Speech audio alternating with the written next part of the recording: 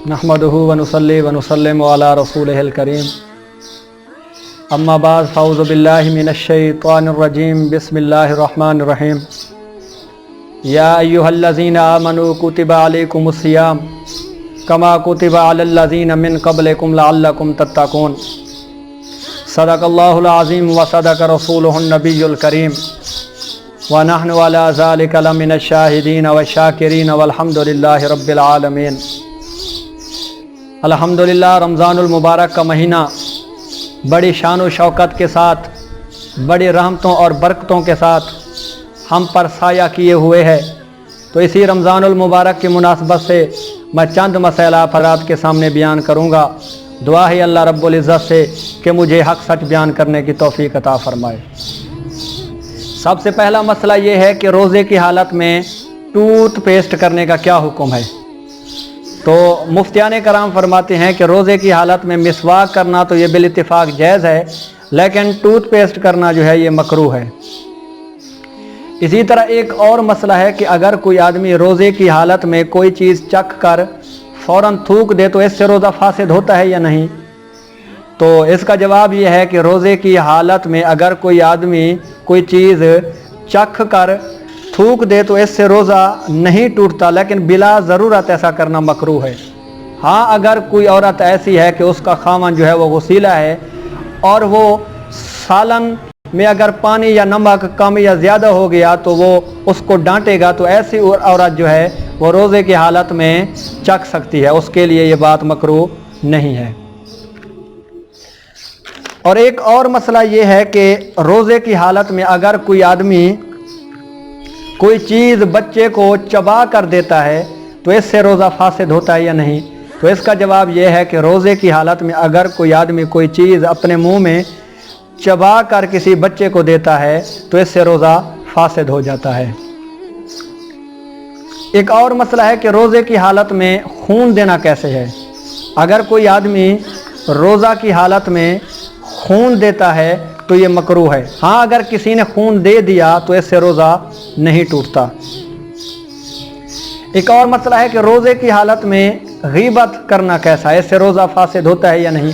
तो इसका जवाब ये है कि गीबत कहते हैं किसी के पीठ पीछे उसकी बुराई बयान करना, तो ये मकरूह है।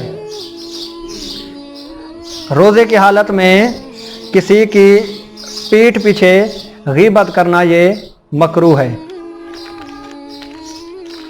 एक और मसला है कि रोज़े की हालत में लड़ना झगड़ना कैसे है। तो इसका जवाब ये है कि रोज़े की हालत में लड़ने झगड़ने से और गाली देने से रोज़ा मकरूह हो जाता है। एक और मसला कि अगर किसी आदमी ने हालत मजबूरी में रोज़े की हालत में अपनी दाढ़ निकलवाई और खून जो है वो जिस्म में चला गया तो इसका क्या हुक्म है। तो इसका जवाब ये है कि अगर किसी आदमी ने हालत मजबूरी में अपनी दाढ़ निकलवाई और उस खून अंदर जिस्म में चला गया, पेट में चला गया, तो इससे रोज़ा फासिद हो जाता है।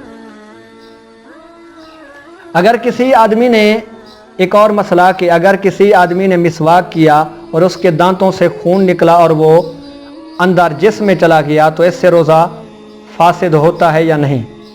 तो इसका जवाब ये है कि अगर खून थूक से ज़्यादा हो, थूक कम हो और खून गालिब हो तो ऐसी सूरत में रोज़ा फासिद हो जाता है। अगर थूक कम हो और खून ज़्यादा हो, यानी खून जो है वो थूक पर गालिब हो और वो खून जिस्म में चला जाए, पेट में चला जाए, तो ऐसी सूरत में रोज़ा फासिद हो जाता है। एक और मसला कि रोज़े की हालत में कान और नाक में दवाई डालने, तेल डालने से रोज़ा टूटता है या नहीं। तो इसका जवाब यह है कि रोज़ा की हालत में नाक या कान में दवाई डालने से रोज़ा फासिद हो जाता है। एक और मसला कि अगर किसी आदमी रोज़े की हालत में अपने हाथ से अपनी मनी ज़ैल कर दी तो आया इससे रोज़ा फासिद होता है या नहीं। तो इसका जवाब यह है कि अपने हाथ से मनी ज़ैल करना यह गुनाह कबीरा है और हदीस में ऐसे आदमी पर लानत भेजी गई है। जो रोज़े की हालत में ऐसा करता है تو اس سے روزہ فاسد ہو جاتا ہے اور اس پر قضا ہوگی، کفارہ نہیں ہوگا۔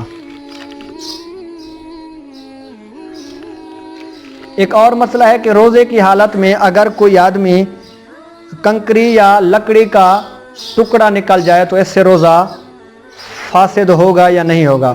تو اس کا جواب یہ ہے کہ وہ چیز جو عادتاً کھائی نہیں جاتی اگر روزے کی حالت میں یہ چیزیں آدمی نگل گیا تو اس